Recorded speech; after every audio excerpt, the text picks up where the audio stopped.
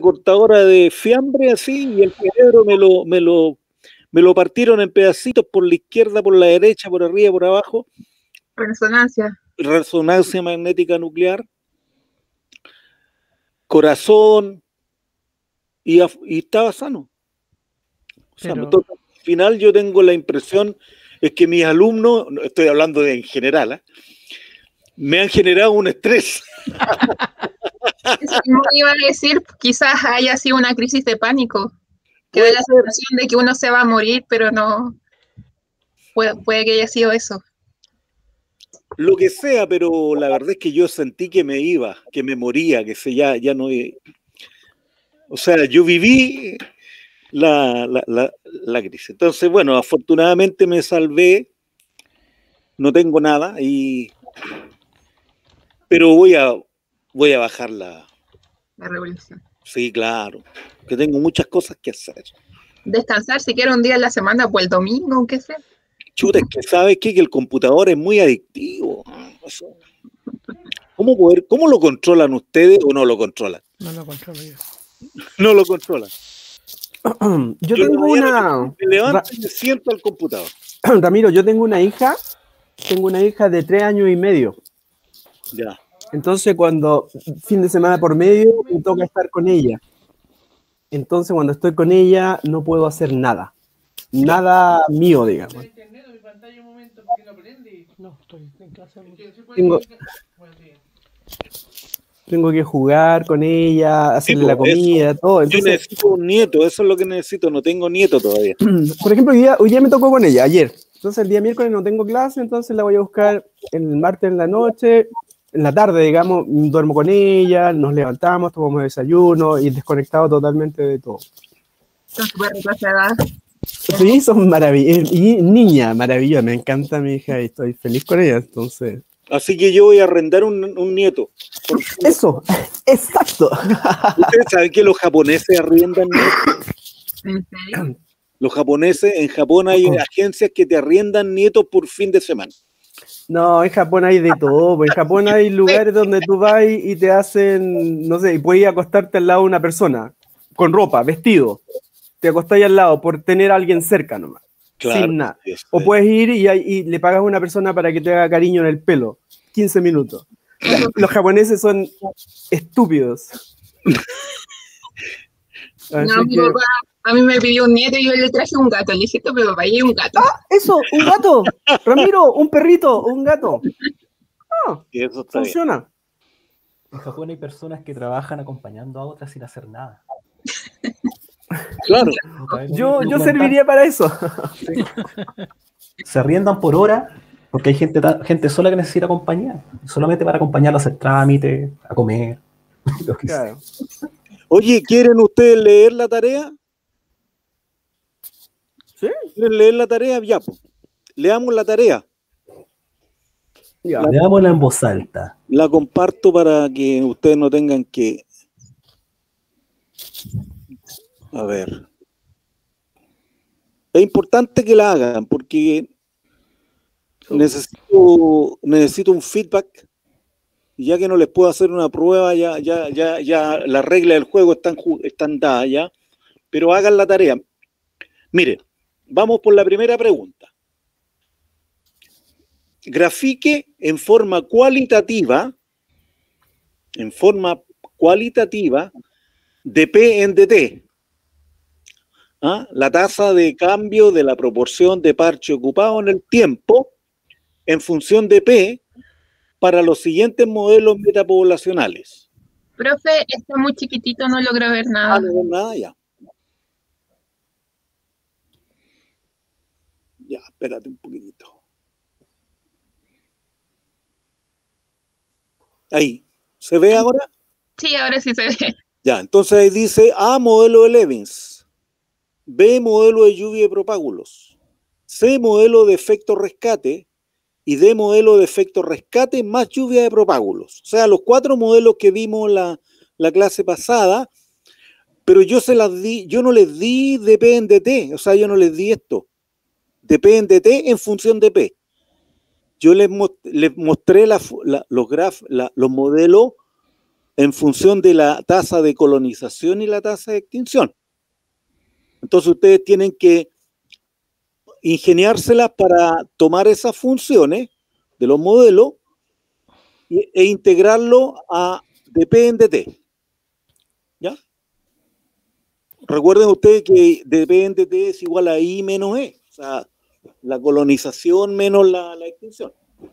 Entonces con eso ustedes pueden generar la curva que uno esperaría para dp en dt para el modelo de Levins, de lluvia de propágulos, efecto rescate, etcétera. ¿Ya? Ya. Ahí tienen que ingeniársela, piénsenlo un poquitito. De hecho, yo aquí le digo, apóyese en el trabajo propuesto por Gotelli, 1991, disponible en los apuntes que se le entregaron. Ahí le estoy dando una pequeña ayuda. Después viene el clásico estudio de Hansky, et al. 2004, sobre las mariposas tablero de ajedrez, Melitea sixia, logró documentar los procesos de colonización y extinción en un número importante de parches de hábitat en un lapso de 5 años, como se muestra en la siguiente tabla. Entonces acá tenemos el año, chao. Tenemos los parches ocupados, ¿no es cierto? Tenemos los parches vacíos, esto en términos absolutos, ¿eh? No es proporción, esto es 483. Y tenemos las extinciones, el número de extinciones y el número de colonizaciones. Usando estos datos, calcule la tasa o probabilidad de colonización por parche, así como la tasa o probabilidad de extinción por parche entre los diferentes años. Ojo, las extinciones obviamente ocurren desde parches ocupados y las colonizaciones desde parches vacíos. Entonces lo que ustedes tienen que hacer ahí, ingeniársela para calcular la probabilidad de que un parche se extinga, dado que estaba ocupado. Está condicionado. Ahora, ¿cuál sería la proporción de parche ocupado en el equilibrio? De acuerdo con el modelo de Levins, el modelo de lluvia de propágulo, el modelo con lluvia de propágulo y efecto rescate simultáneamente. Note que debe usar para cada caso la expresión de P en el equilibrio predicha por cada modelo. ¿Se acuerdan que nosotros esto es P sombrero? Entonces hay que buscar, ¿no es cierto?, el valor de P sombrero para cada modelo y ver cómo se relaciona la extinción y la colonización o la inmigración. 3. Dentro de una metapoblación, podemos suponer que la probabilidad de extinción de un parche I es independiente de la probabilidad de extinción de un parche J. O sea, las extinciones son parches específicas, no dependen unas de otras. Imagine el siguiente escenario. Si existen metapoblaciones con 2, 4, 8 y 20 parches, calcule para cada caso la probabilidad que se produzca la extinción de todos los parches dentro de una temporada. Suponga que E, o sea, la tasa de extinción del parche, es igual a 0,50. Lo que yo les estoy pidiendo aquí es que hagan un salto, usen una expresión matemática que yo les mostré para las poblaciones, ¿no es cierto?, para calcular la probabilidad de extinción de una población, y ahora usen la probabilidad, usen esa fórmula para calcular la probabilidad que se extinga una metapoblación con 2 parches, con 4, con 8 y con 20. ¿Sí? Ahí cabecéense un rato, yo creo que lo van a lograr, es fácil. Y aquí les tiro otro ejemplo, un experimento de competencia interespecífica. Entre 2 especies de plantas A y B, se midió en cada caso el número de semillas por planta. Ese es el desempeño o el fitness, ¿ya? Entonces yo tengo la especie A, cuando está sola, 200 semillas, cuando está con B, 20, la especie B 50 cuando está sola y la especie B con A 25 cuando está con A. ¿Ya? Eso es. Entonces usted, la pregunta que yo le hago, indique y justifique cuál de las dos especies tiene una mayor habilidad competitiva.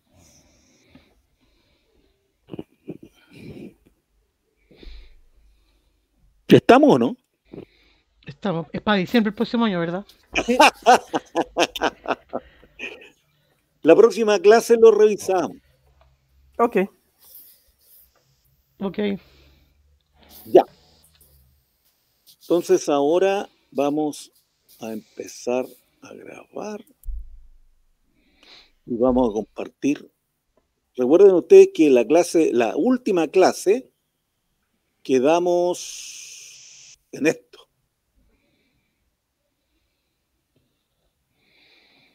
¿Se acuerdan o no? Sí, porque empezamos a estudiar depredación y llegamos a este esquema en que hace una distinción entre 4 tipos de depredación: el parásito, el parasitoide, el pastoreador, o sea, los herbívoros, y los depredadores verdaderos.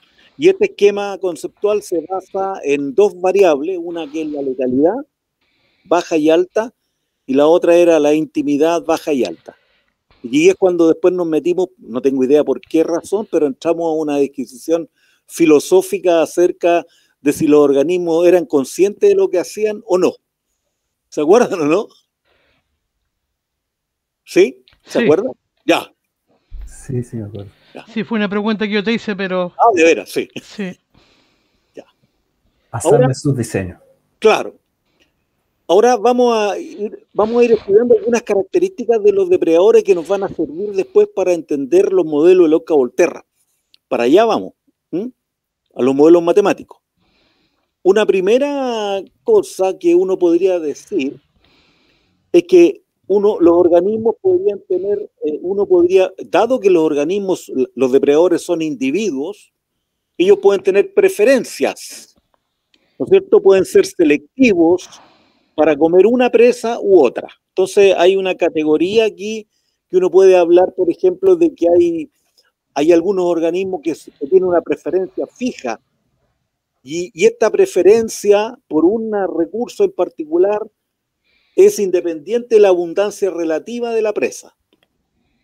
Estos están súper jodidos porque van a tener, como no pueden comer otra cosa, cuando hay mucha presa, ellos no van a tener problemas. Pero cuando hay poca presa, van a tener que buscarla con mucha energía, aun cuando haya, porque la abundancia relativa es tan baja que la probabilidad de encontrar una presa es más baja. El ejemplo típico acá es el koala. El koala es un depredador, es un herbívoro, pero es un depredador que come plantas, pero está especializado en comer Pero, hojas Rudy, de llévate eucaliptus. la Y estos bichos, si ustedes no le dan hojas de eucaliptus, la no van a del- comer otra cosa. living. Es demasiado grande. Entonces, esto es como ya diríamos, esta es como la especialización ultra, que obviamente que es muy riesgosa, porque si la presa desaparece, los tipos no van a poder comer otra cosa. Esto también uno podría decir que estos son especialistas. Son ¿Quién es de este cable? especialistas, ¿no es cierto? Y van a buscarse esa presa aun cuando esté muy poco abundante. Otros son los cambiantes, es lo que se llama switch. Ellos van a ir consumiendo presas en función de la abundancia. Cuando hay una presa muy abundante, empiezan a comer esa presa. Pero cuando la presa esa empieza a decrecer de abundancia, se van hacia otra presa. Hacen el switch. Un switch significa un conmutador. Prendo, apago. Me voy para un lado, me voy para otro lado. ¿Ya? Y están estos otros depredadores que son interesantes, que van cambiando en el desarrollo. Por ejemplo, hay algunos insectos, ¿no es cierto?, que son herbívoros. No es urgente lo que necesitas. Las mariposas, por ejemplo. Las mariposas, cuando son larvas, comen hojas. pero cuando son adultos comen néctar. Entonces ahí se produjo lo que se llama en inglés un ontogenetic shift, un cambio de la dieta en el desarrollo ontogenético. Por ejemplo, en el caso del ser humano es bien interesante, porque nosotros durante mucho tiempo, los chicos, cuando uno nace, solamente puede tomar leche, ¿ya? Y llega un momento en que se produce un cambio de dieta y en el 80% de los seres humanos eso ocurre porque ya no pueden digerir la leche. La lactasa, que es una enzima, la lactasa, que es la enzima que digiere la leche, no se produce en una parte importante de los seres humanos. Solamente hay un poquitito, un 20% de personas que son capaces de digerir la leche. Entonces ahí se produce un cambio en la dieta para ese 80%. El 80% de los seres humanos ya no podemos tomar leche como único alimento, porque no lo podemos digerir, ya no tenemos la enzima. Y hay un 20%, ¿no es cierto?, que pueden hacerlo. Ahora, eso es lo que se llama intolerancia a la lactosa. Cuando uno toma leche y se siente hinchado, ¿no es cierto?, es porque no puede digerir esa leche. ¿Por qué? Porque se produjo un cambio metabólico. O sea, cuando era pequeño, los seres humanos, cuando son chicos, todos solamente toman leche. Pero después de una cierta edad, tienen que empezar a comer otras cosas, porque ya la leche no es alimento para ellos. Pero para un porcentaje menor, sí, sigue siéndolo. Entonces, la pregunta que uno siempre se hace, ¿soy intolerante a la lactosa o no? Porque eso hay que chequearlo, po. Eso es una prueba, hay pruebas que te dicen a ti si eres o no tolerante a la lactosa. Y si tú eres intolerante a la lactosa, vas a andar siempre hinchado. ¿Por qué? Porque la leche que tomas no es digerida. Entonces se fermenta. Y pasan todas las cosas que le pasa a la gente intolerante a la lactosa. Andan hinchados, les duele el estómago, andan molestos. Entonces nosotros tenemos esta ontogenetic shift, digamos, desde cuando somos niños a cuando somos adultos, y las mariposas también. Cuando son larvas comen hojas y cuando son adultas comen néctar de las flores. Eso es un cambio brutal, porque eso significa un cambio en el metabolismo, imagínense ustedes.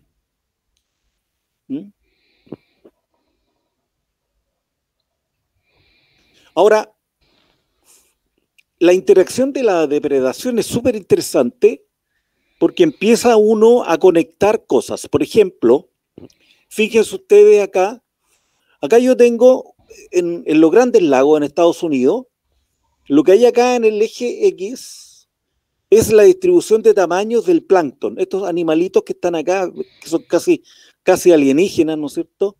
Estos son copépodos, son crustáceos. Todos estos animalitos viven, ¿no es cierto?, y son pequeñitos. Estos están 5 milímetros, 1 milímetro. Forman parte de lo que se llama el zooplancton, ¿ya? Y uno podría, ¿no es cierto?, tomar estos animalitos y empezar a medirlos y calcular la distribución de frecuencia del tamaño de los animalitos, de estos zooplancton. Entonces, fíjense ustedes, cuando no hay peces en el lago, esta es la distribución de tamaños del plancton, ¿ya? Entonces la media está por acá, 0,8. Cuando hay peces, la distribución de tamaño del plancton decrece espectacularmente. Fíjense ustedes. Si uno hiciera un análisis estadístico de bondad de ajuste de este histograma con este otro, o esta distribución de frecuencia con esta otra, claramente van a haber diferencias significativas. Entonces, ¿qué es lo que hace el depredador? está depredando selectivamente. ¿Pero qué está prefiriendo? Los individuos de tamaño grande. Entonces, la presencia del depredador modifica la estructura de tamaño de las presas. O sea, modifica la estructura de la comunidad completa. Y esto, lo interesante es que esto también se conecta con la competencia, porque los animales que son de más grande tamaño son los dominantes competitivos en el sistema. Y el depredador, al consumirlos, libera a los competidores inferiores y por lo tanto, ¿no es cierto?, se refuerza este patrón de distribución de tamaño. Entonces, ahí hay un rol muy clave que hacen los depredadores, que te modifican la estructura fenotipo de las presas. Si son selectivos, y acá son selectivos por tamaño. Presas más grandes son consumidas y presas más chicas son menos consumidas. Esto es lo que se llama la hipótesis de eficiencia por tamaño. En ausencia de depredadores, las especies de mayor tamaño dominan competitivamente. En presencia de depredadores, que son selectivos de grandes presas, las especies pequeñas son las que dominan numéricamente. Entonces tenemos aquí ya empezamos, digamos, ya hay elementos para pensar que las estructuras comunitarias, que las interacciones biológicas son un poquitito más complejas, porque yo tengo imagínense ustedes, tengo acá depredadores chicos, presas chicas y presas grandes, ¿ya? Y en presencia de un depredador, aquí arriba, este depredador, ¿no es cierto?, va a comer, el grosor de la línea significa intensidad, va a consumir preferentemente presas grandes, y va a consumir menos presas chicas. Entonces, la presencia de un depredador desbalancea las relaciones de competencia. Entonces, muchas veces, digamos, la comprensión de lo que le pasa a una comunidad requiere conocer competencia y depredación. Entonces, podríamos decir que los depredadores modulan la intensidad de la competencia. ¿Ya? La presencia del depredador acá impide que el depredador grande, que el zooplancton grande domine competitivamente a los chicos. Y esto lo vamos a ver después. Pero créanme que hay una cantidad impresionante de evidencia que apunta hacia ese lado. O sea, los depredadores serían equivalentes a una perturbación de acuerdo al modelo de competencia que nosotros vimos en la clase anterior. ¿Se acuerdan? Cuando había una simulación en que yo lo que hacía era, con ciertas frecuencias, yo sacaba presas y eso permitía que el competidor inferior persistiera. Esa es la hipótesis de la perturbación intermedia. Déjenme, parece que hay una persona que está... Déjenme, por favor.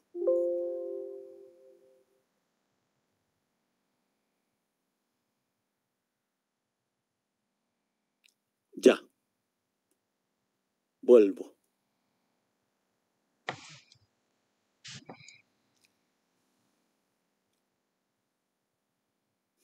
Ahora, es tan importante la depredación que los depredadores también pueden producir efectos que se llaman indirectos o efectos de cascada trófica.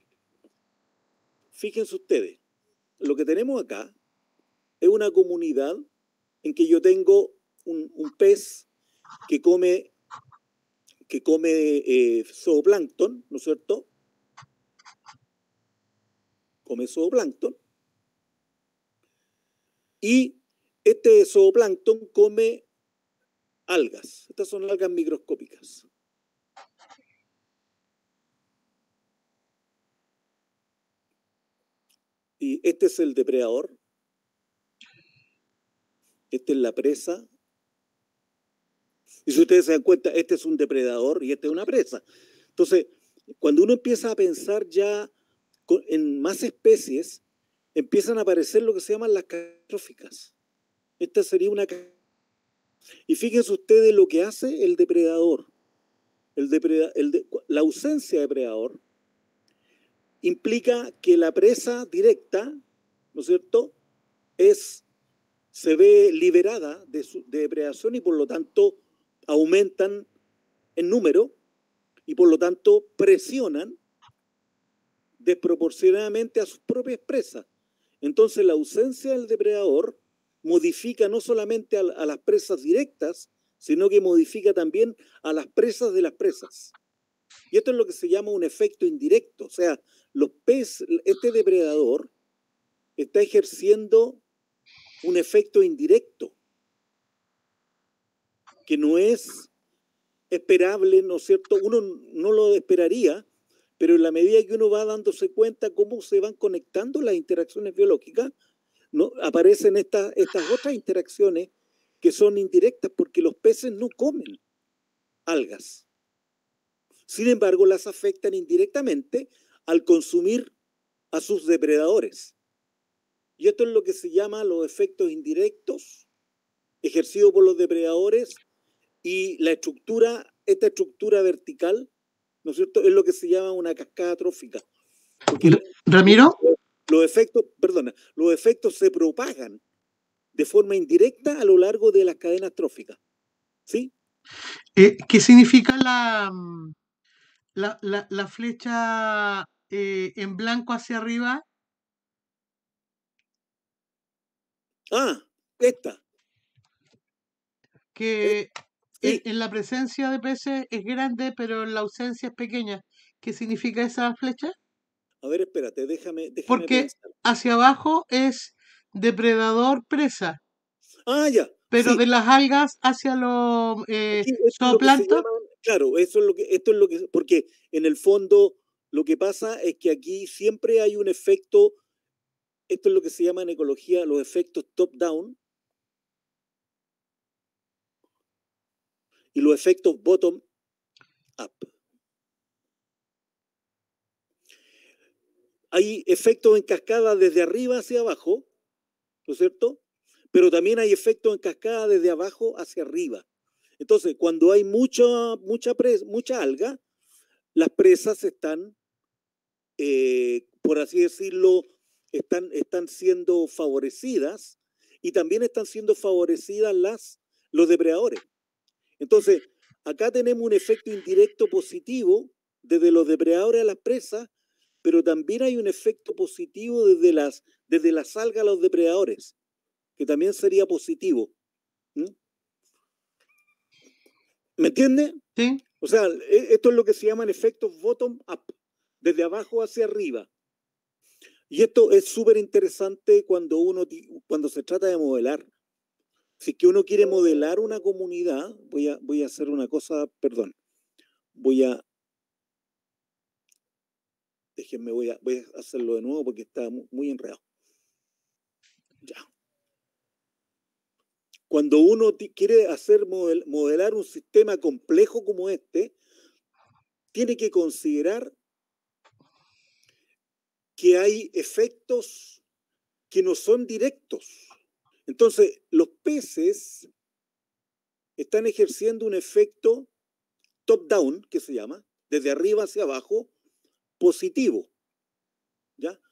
¿Por qué? Fíjate, negativo, el pez a la planta, el pez a su alimento ejerce un efecto negativo y este depredador a su alimento ejerce un efecto negativo. Entonces, aquí uno puede usar el algoritmo menos por menos da más.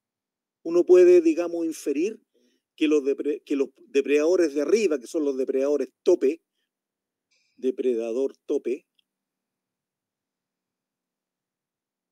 ejercen un efecto positivo indirecto sobre las algas. Pero las algas también ejercen un efecto indirecto sobre los peces. ¿Por qué? ¿Y cuál es el signo?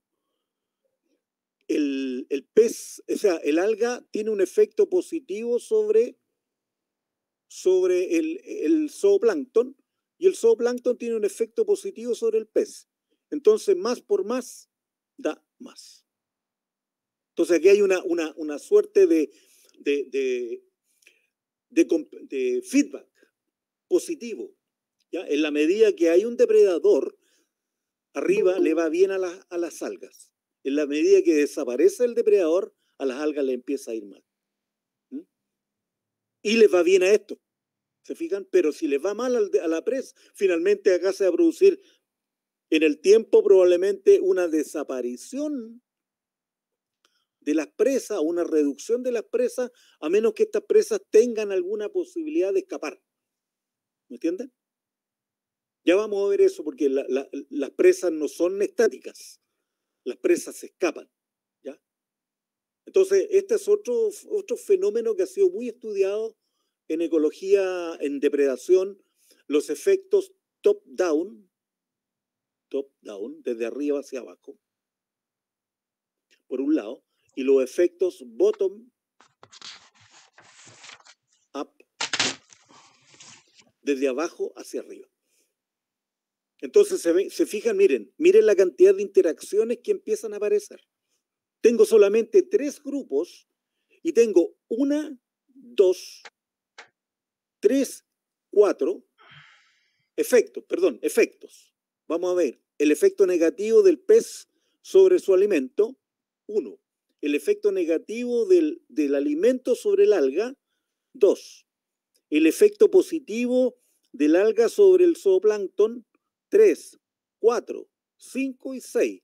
O sea, si yo tengo 3 especies, puedo tener 6 efectos. 6 efectos. 4 directos y 2 indirectos. No sé si entienden. Entonces, de hecho, digamos, los depredadores son súper importantes porque son los estructuradores de las comunidades, porque son capaces de ejercer efectos más allá de sus alimentos. Y que son esto se llaman, ¿no es cierto?, las cascadas tróficas. Imagínense entonces, si yo quiero modelar esto, ¿cómo lo hago? Tengo que modelar, aquí ya tengo por lo menos 3 ecuaciones diferenciales. ¿No es cierto? Tengo la ecuación diferencial para esta, tengo la ecuación diferencial para este, y tengo la ecuación diferencial para este. Pero ¿cómo meto en esas ecuaciones diferenciales estos efectos? Que no existen si no están las 3 especies juntas. Es como magia, pero no es magia. Son efectos indirectos y por eso se llaman efectos indirectos. No sé si entienden. Entonces imagínense ustedes, tengo un depredador que está ejerciendo efectos directos e indirectos y de repente yo elimino a un depredador y modifica toda la estructura de la comunidad a la cual pertenece. Porque aumentan las presas, sus presas, y estas presas, por efecto solamente numérico, van a afectar con mucho más fuerza. Fíjense ustedes la fuerza acá, que está dado por el ancho de la flecha, a sus propias presas. Entonces, cuando uno saca depredadores, se empobrece el sistema. Se empobrece. Porque hay dominancia de las especies competitivas, y estas especies competitivas empiezan a afectar desproporcionadamente a sus propias presas, y si estas presas no tienen algún mecanismo de defensa o alguna forma de escapar del depredador, van a reducirlo, se van a extinguir, y por lo tanto al final se va a extinguir el propio zooplancton que está acá dando cuenta de esta especie. Entonces, acá tiene que haber algún mecanismo de regulación. ¿Ya? Tiene que haber algún mecanismo de regulación para entender por qué los sistemas persisten en la naturaleza.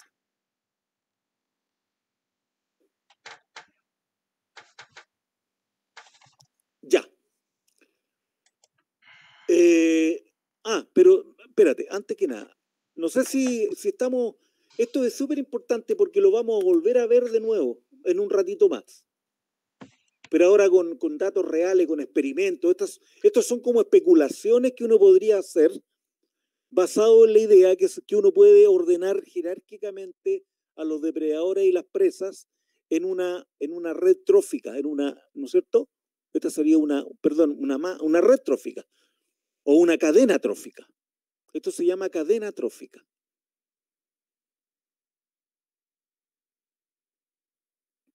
Y nosotros, todas las especies de alguna manera, están metidos en una cadena trófica.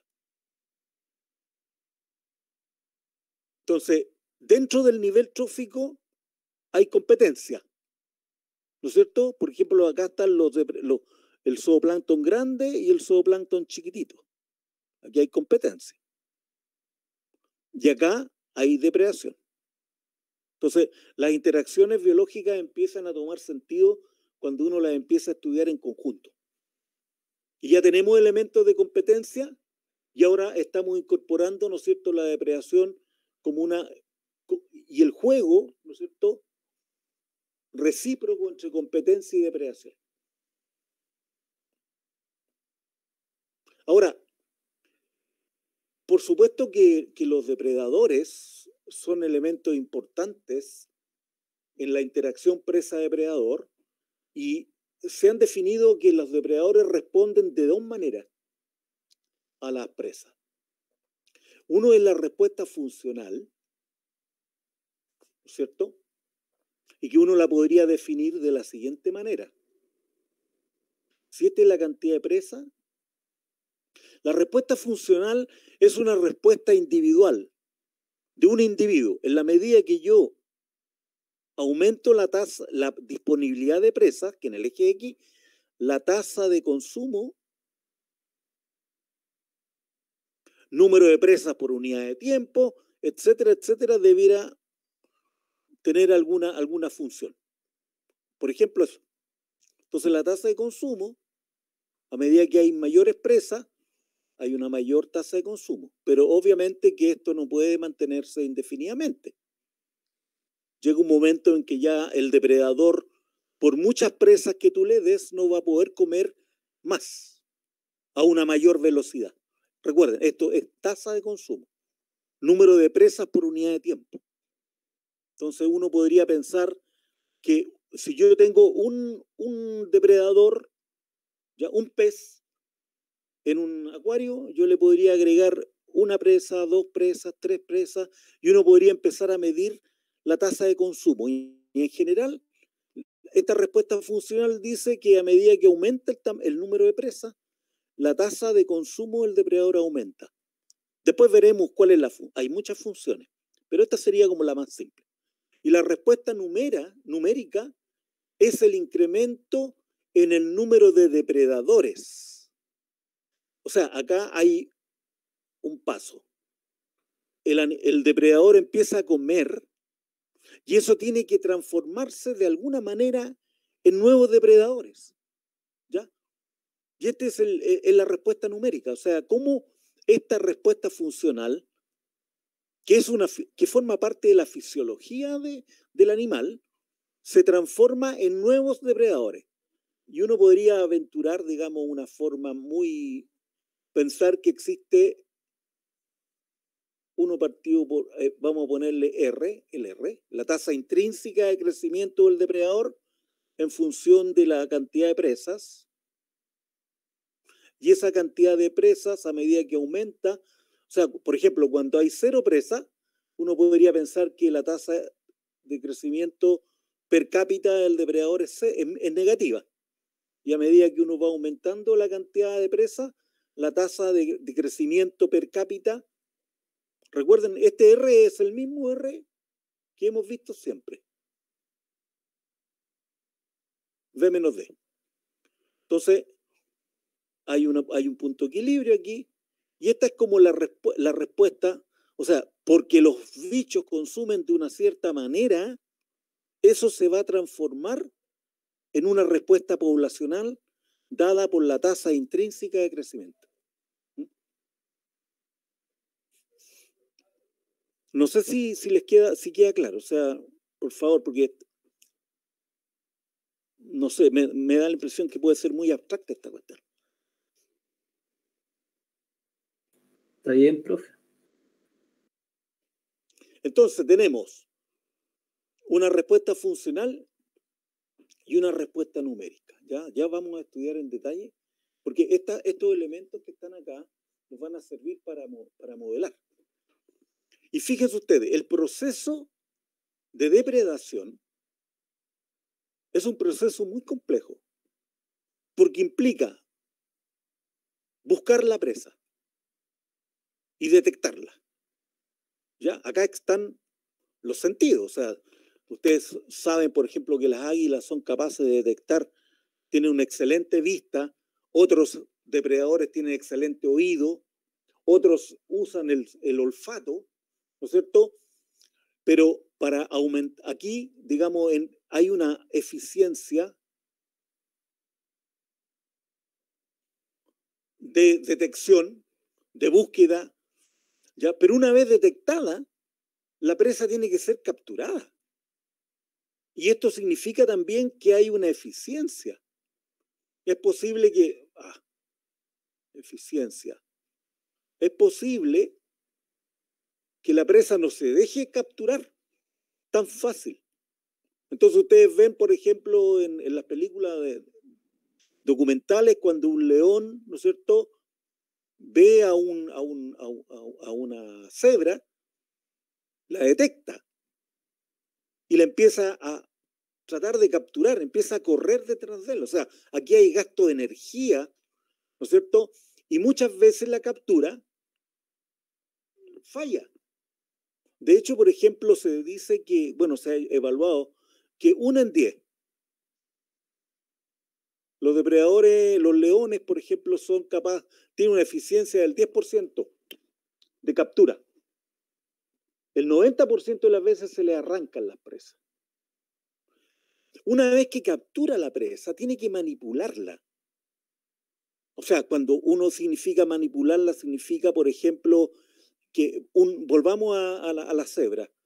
La cebra tiene partes duras, tiene partes blandas. Entonces hay todo un esfuerzo, ¿no es cierto? Hay un aparato masticador que implica, ¿no es cierto?, ir utilizando aquella estructura, aquella parte de la biomasa de la presa que puede comer y otra que no puede comer, ¿no es cierto?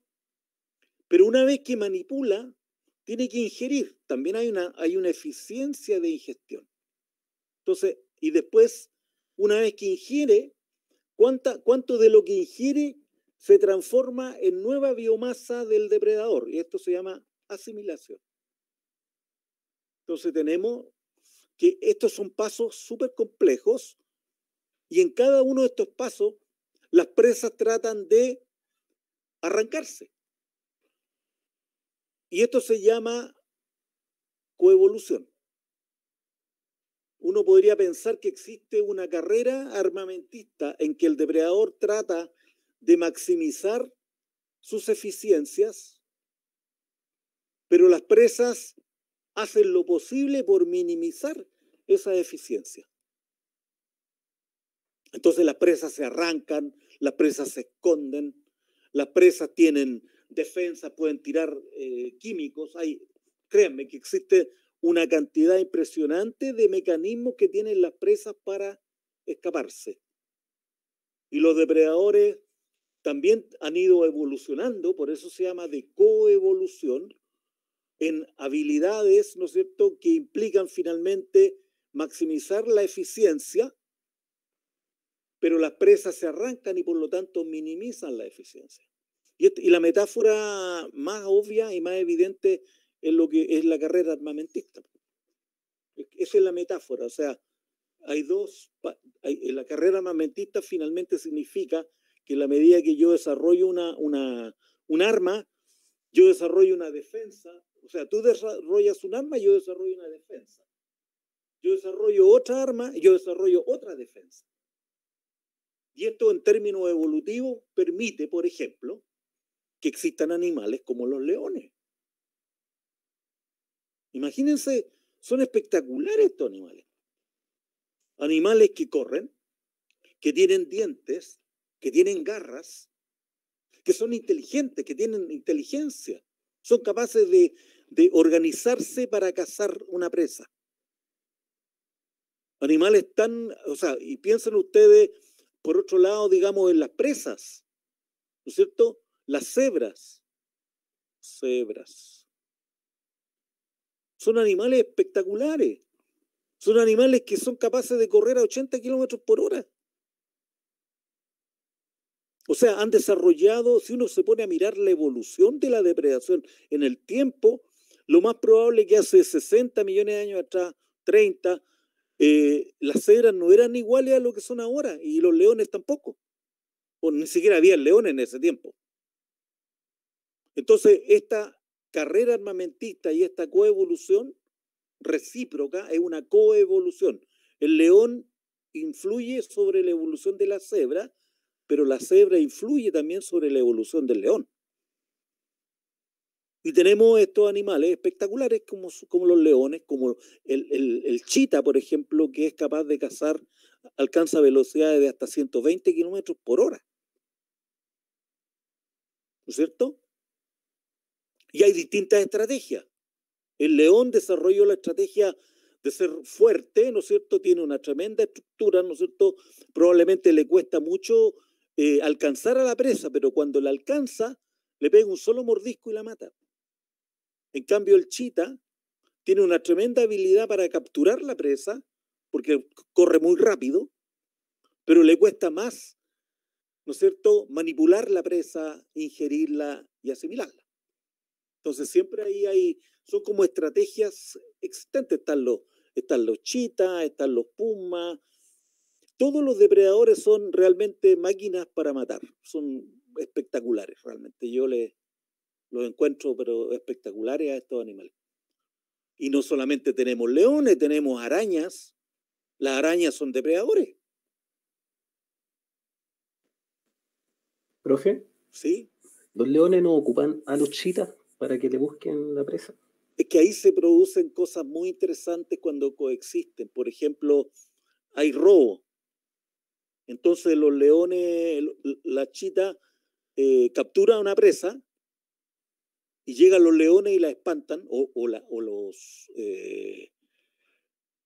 las hienas, llegan, que también son depredadores, llegan y la chita no puede defenderse contra ellos porque son muy débiles. No sé si ustedes han visto las chitas son animales muy esbeltos, están, entre comillas, diseñados, pero entre comillas, por favor, es una metáfora, diseñados para correr. Chitara. Claro, en cambio el león está diseñado para matar, para desgarrar, para subyugar a la presa. O sea, se suben arriba de un elefante entre 4 o 5 leones y son capaces de bajarse un elefante. Man.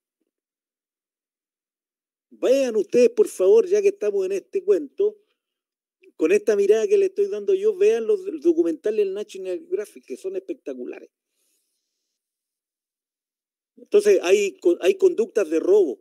Los leones le roban a las chitas, las hienas le roban a los leones. Ahí hay todo un cuento.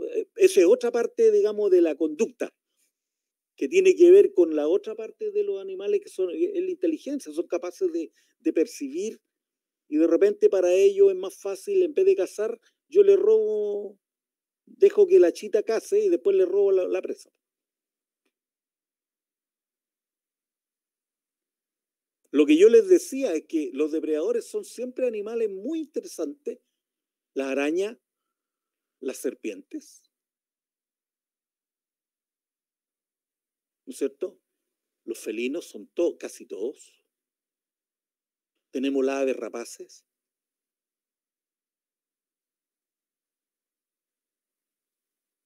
Ah, chuta, tenemos a la ballena asesina, tenemos a la, ¿cómo se llama esta? Hoy día estaba viendo yo que estaban cazando lobos de mar acá en la cuarta región. Las orcas, sí. Y vean un poquito más atrás nomás, un poquito más atrás y vean al tiranosaurio Rex.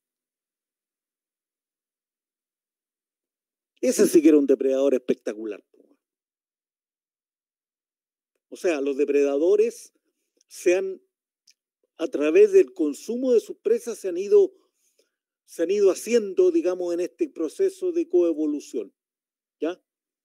Y ya sabemos, y cómo responden las presas, chuta, aquí tenemos, po, espinas, cubiertas duras, toxina, impalatabilidad, o sea, son de mal sabor, camuflaje, mimetismo, evasión, refugio, historia de vida, o sea, hay algunos animales que se dejan cazar pero producen muchos individuos, entonces se reproducen mucho, entonces da lo mismo que se los coman porque hay muchos descendientes. Entonces las presas también evolucionan, ¿no es cierto?, para minimizar el riesgo de depredación. Entonces, insisto, el depredador, a través de la evolución y la selección natural, maximizan la eficiencia y las presas minimizan la eficiencia.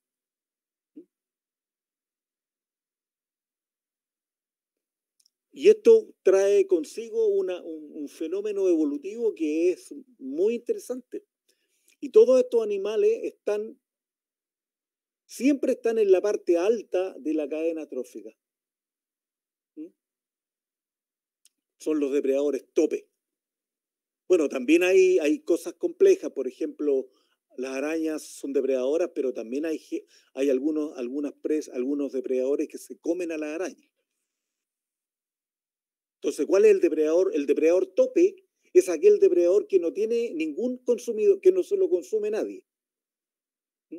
Salvo cuando muere, por supuesto, cuando los descomponedores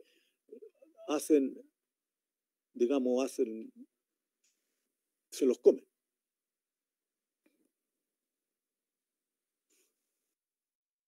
Ahora, fíjense ustedes, defensa antidepredatoria, solamente esto es historia natural, para que ustedes cachen, digamos, la dimensión de esto. Defensa antidepredatoria. Hay dos tipos de defensas. Constitutivas, por ejemplo, hay especies que nacen con esas defensas. En las plantas es muy interesante. Por ejemplo, todas las plantas que pertenecen a las papaveráceas,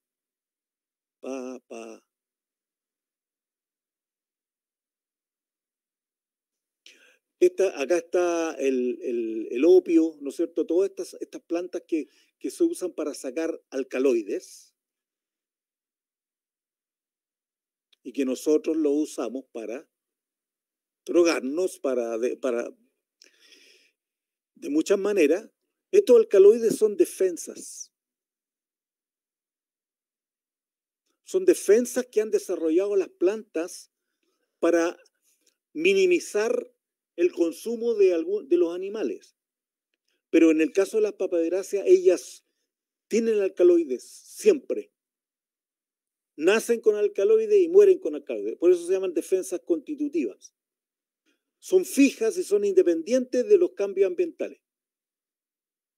Y estas son muy costosas cuando no hay depredadores. O sea, en el fondo tengo yo una planta que está produciendo alcaloides en un ambiente en que no hay depredadores. Esto puede ser muy costoso en términos energéticos.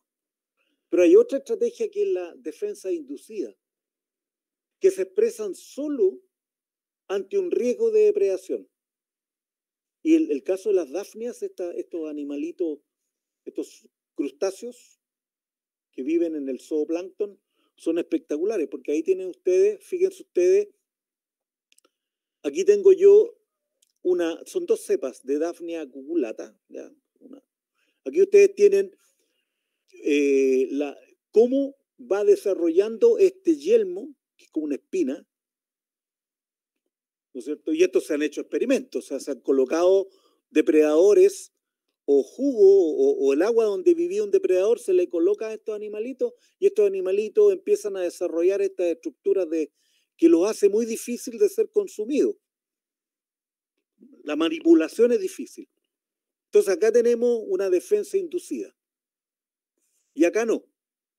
Hemos agregado al depredador, pero el animal no desarrolla, ¿no es cierto?, ninguna defensa, no se mantiene, digamos, estable, no hay un cambio. Entonces, definitivamente, ¿no es cierto?, las defensas inducidas pueden ser más interesantes porque el animal, cuando no hay depredadores, no las tiene, ¿no es cierto? Y cuando está el depredador, ahí la desarrolla. Ya, a ver qué hora es, son las 6. No. Vamos a pasar ahora a otro tema que es bien interesante. Ya hemos hablado de generalidades, ahora quiero hablarle del concepto de depredador clave. Este es un concepto súper importante en ecología. Y les voy a contar un poco la historia de esto, porque esto se desarrolló a través de ecólogos que hicieron experimentos. ¿Y dónde hicieron experimentos? Justamente en el mismo lugar o en el mismo ecosistema, ¿no es cierto?, donde Connell hizo los experimentos de competencia. ¿Ya? Este es el intermareal. Esto ustedes, cuando vayan a la playa, fíjense, hay un intermareal que es una banda de ancho variable, pero se define por la zona donde llegan las más altas mareas, acá, hasta donde llegan las mareas más bajas. Ah, ya, perfecto, gracias. Entonces aquí se desarrolla una diversidad de animales. Por supuesto, animales bentónicos, que son sésiles algunos, unos se mueven un poquitito, aquí están los choritos, ¿cierto? Cuando uno es chico y va a la playa, uno se empieza a meter por aquí por las roquitas, a sacar caracolitos, y bueno, eso, aquí hay una diversidad de especies. Este es un ecosistema, el intermareal rocoso es un ecosistema. Entonces apareció este caballero, Robert Payne, trabajó en la costa del Pacífico, pero fíjese usted, el año 1969, o sea, hace mucho tiempo. Y él, como era un observador, un excelente naturalista, él se dio cuenta de lo siguiente. Primero, las estrellas de mar son depredadores tope, o sea, no hay nadie que se las coma. Ellas están acá arriba.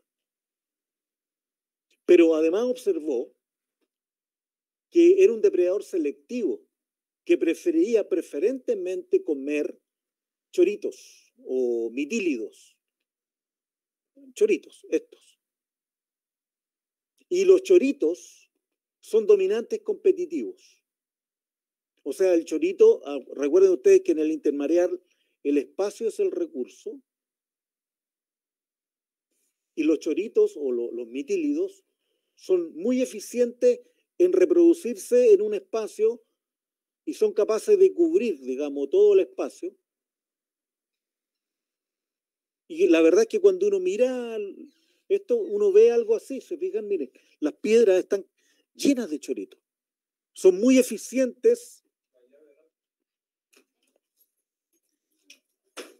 Son muy eficientes en usar el espacio. Entonces, estas tres, ¿qué? Pero si tengo una interrupción de una pequeña, perdón.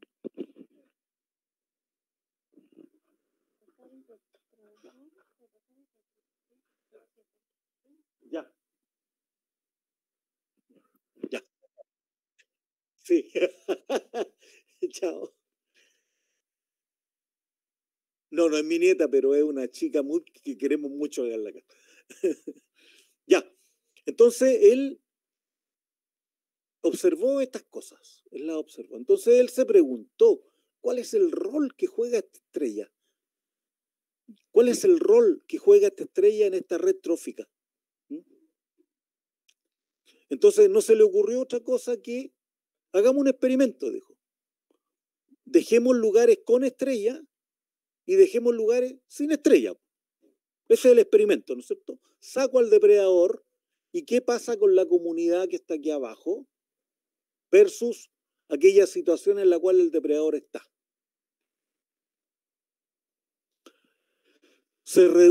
la diversidad de especies se redujo significativamente. O sea, aquí están los datos. El número de especies existentes, este es un experimento del año 63, duró aproximadamente 10 años, y cuando está la estrella de mar, que es el control, ¿no es cierto?, tenemos esta diversidad de especies. Entre 15 y 20. Y cuando desaparece la estrella de mar, la diversidad del sistema se va significativamente para abajo. Entonces, acá él dijo, chuta, parece ser que este depredador no es cualquier depredador. Y él fue el que inventó el concepto de depredador clave. ¿Ah? Keystone Predators.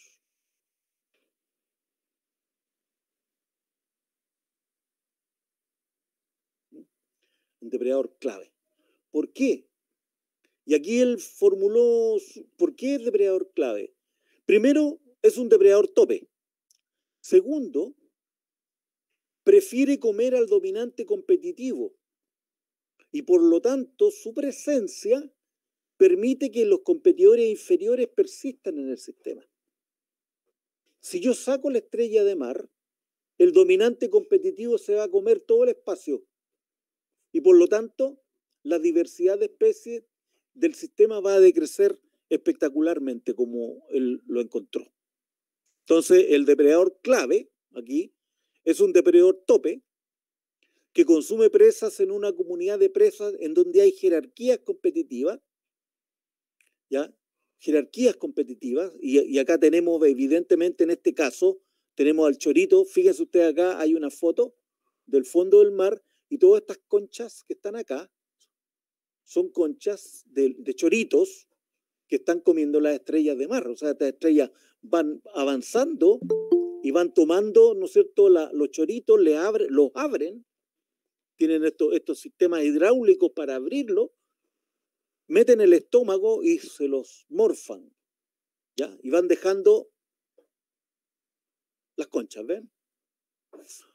Entonces, consume preferentemente presas que son competitivamente dominantes. En este caso eran los choritos, que eran competitivamente dominantes, y por lo tanto, o ergo, mantiene la diversidad de presas, pues reduce la competencia. Si remuevo al depredador, la diversidad va a decrecer, porque el competidor dominante se va a hacer dominante. Y acá tenemos de nuevo un efecto top-down. Top-down, desde arriba hacia abajo, desde el depredador tope hacia abajo.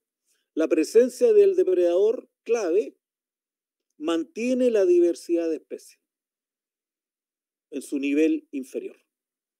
Si yo saco al depredador, la diversidad del sistema, de la comunidad de presas, ¿no es cierto?, decrece significativamente. Ahora, este concepto de depredador clave es un concepto súper importante en ecología. Y particularmente en el área de la conservación. Si yo quiero conservar la diversidad biológica, tengo... ¡Aló! Ah, perdón. Chuta.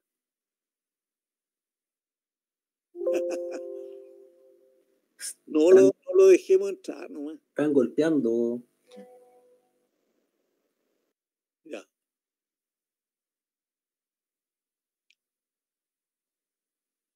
Somebody ringing a bell. Ya. ¿Tienen algo?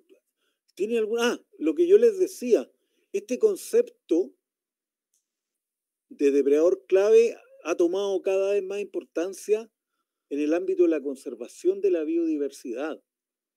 Porque si nosotros vamos a las cadenas tróficas, a las redes tróficas o a la pirámide alimentaria, los depredadores están acá arriba. Y siempre los depredadores son poco abundantes.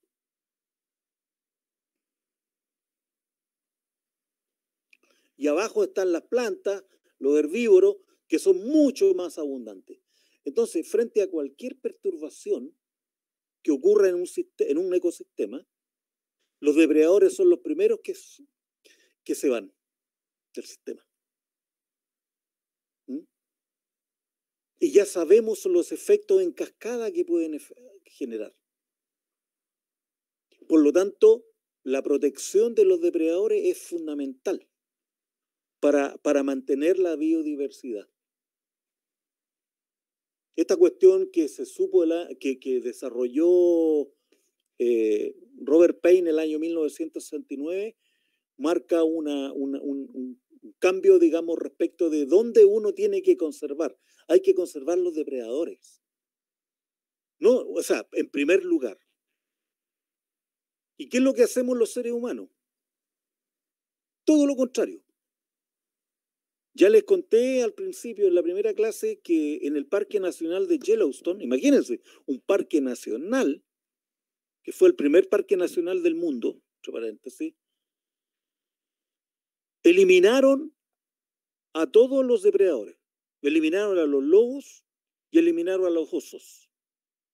¿Por qué? Porque los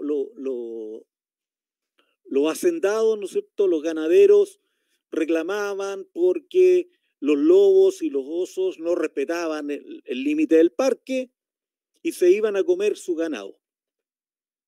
Entonces, en ese momento, estamos hablando del principio del siglo XX, la ecología no tenía un desarrollo tan importante, probablemente no habían personajes muy influyentes en el sistema, entonces no hubo gran resistencia y definitivamente eliminaron los lobos y eliminaron los osos y eliminaron los pumas. Bueno, después nosotros, hasta hace poco, digamos en la década del 80, hubo un plan de restauración de los depredadores en el Parque Nacional de Yellowstone. Incorporaron las primeras manadas de lobos que las trajeron de otras partes del hemisferio norte, y en este momento, ¿no es cierto?, tenemos un parque nacional donde hay lobos presentes. Y créanme que ha cambiado completamente el sistema. El ecosistema que teníamos antes de la llegada de los lobos y que creíamos nosotros que era el ecosistema prístino del Parque Nacional de Yellowstone, ha cambiado completamente. Los depredadores han tenido efectos no solamente sobre las competencias, sino que también los depredadores, los lobos, han generado, digamos, impactos ecosistémicos en el flujo del nitrógeno, han modificado la composición de especies en los ríos, ha cambiado la química de las aguas. Entonces, actualmente se sabe ya, ¿no es cierto? Y no hay ninguna razón para no, este es un conocimiento que está ya muy asentado. Si yo quiero conservar un ecosistema, tengo que conservar a los depredadores. Tengo que conservarlo. Desde las arañas, porque las arañas también son depredadoras, hasta los leones. Desgraciadamente el camino de convencimiento, ¿no es cierto?, para llegar a tomar decisiones políticas para hacer eso, tiene una inercia bastante grande. Entonces, todavía hay lugares del mundo donde a los depredadores, como los felinos, por ejemplo, son eliminados sistemáticamente. Y hasta hace como 20 o 30 años atrás, acá en Chile, veían un puma y métale balazo al puma, po.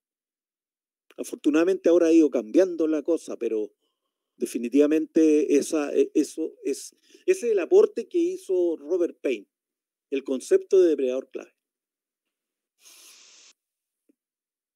Ya, se acabó la diatriba, vamos a tener recreo un ratito. Son 16, 18, perdón, 18, 25 para las 7, volvemos, ¿ya? 25 para las 7. 25. Oigan, pero háganme preguntas, po. Sí. Chuta. Ya, pues, Rebeca. A la vuelta. Rebeca, ya, pues. Quiero escucharla. Ya, pues, Rebeca. Ya, profe.